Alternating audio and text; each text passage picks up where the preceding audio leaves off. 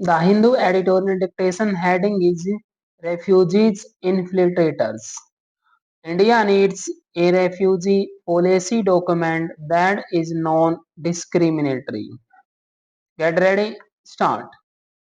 Union Home Minister Amit Shah has rightly stressed the need to make a distinction between the refugees and infiltrators.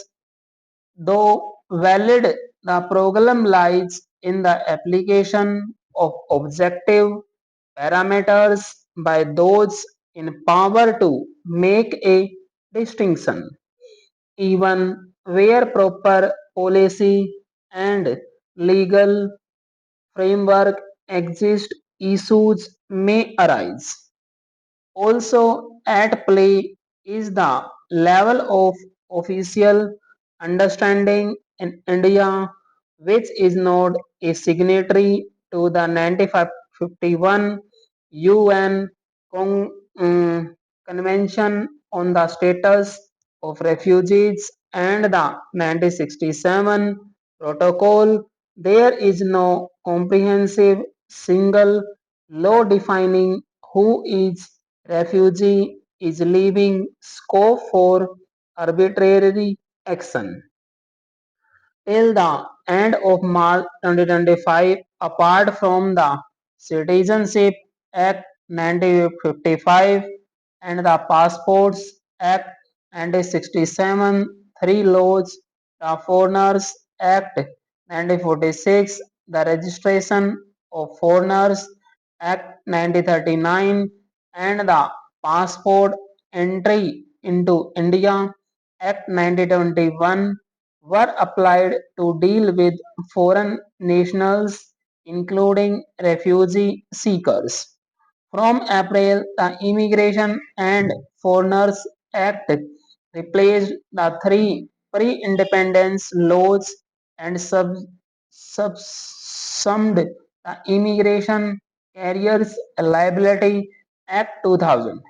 While this streamlined the legal framework, the absence of a refugee policy document has also led to different yardsticks for the refugee community in India.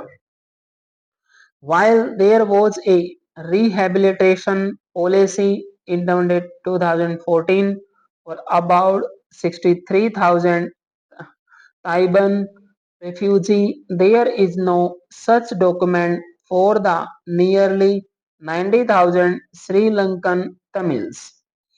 At the end of June 2023, the population of refugees of persons of concern in India was over 2.11 lakh, also counting those from Myanmar, Afghanistan, Bangladesh, Africa, and West Asia.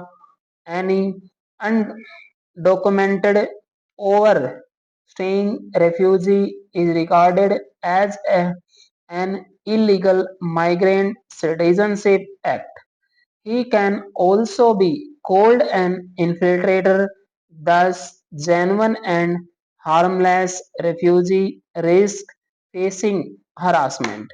Even though the Citizenship Amendment Act 2019 was aimed at providing citizenship to six religious minorities belonging to Bangladesh, Pakistan, and Afghanistan, it drew sharp criticism as it discriminated on the lines of religion and left out sections of Muslims and also Sri Lankan Tamils and the Rohingya, both minorities in their countries, but in a notification last month, undocumented overstaying Tamil refugees who have registered themselves with the authorities were granted exemption from penal